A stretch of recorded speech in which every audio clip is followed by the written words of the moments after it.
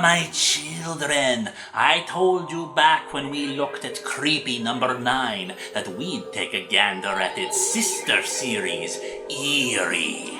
And here we are! But wait, some of you might cry out. Isn't Eerie about science fiction tales? Is that really horrifying enough to qualify for the Longbox? Oh, my children, tales of technology and what is to come are just as terrifying as ghouls and goblins. And like Creepy, our host is our dear cousin Eerie, who brings us many tales of science fiction scares. Take, for example, our first story in the anthology, A Robot for Your Thoughts. Michael is a normal man with a loving family, but recently he got into a car crash.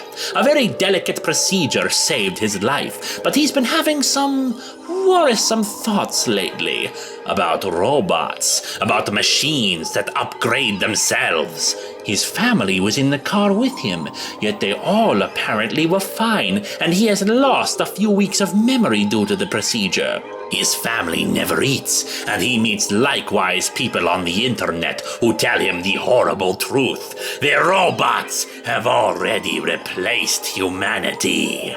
So poor old Michael must deal with these robotic imposters and all of the robots around him.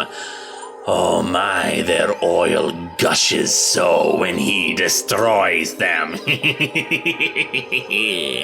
The next tale, Life Species, is a little more light-hearted. An expedition has gone to an alien planet to try to figure out what the life forms were like.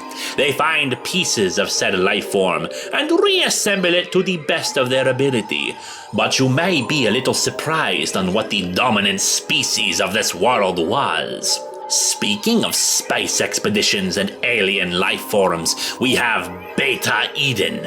Do you know the old science fiction trope of the male astronauts meeting alien women who need men to repopulate their species? Well, this is a take on that which may be a little more gruesome, not recommended for the faint of heart. Needless to say, though, their plans for the rest of us will be more than a little chilling. Just remember the brave sacrifice of these astronauts as they boldly went where no one has gone before. And they had children with aliens.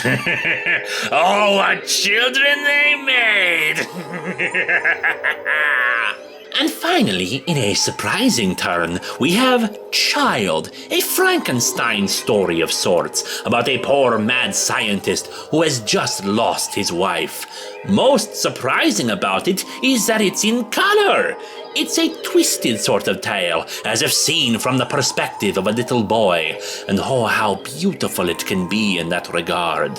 The mad scientist creates a child that will live forever, made of rotting parts of different animals and people, and the poor man just wonders if he has created a monster or a son.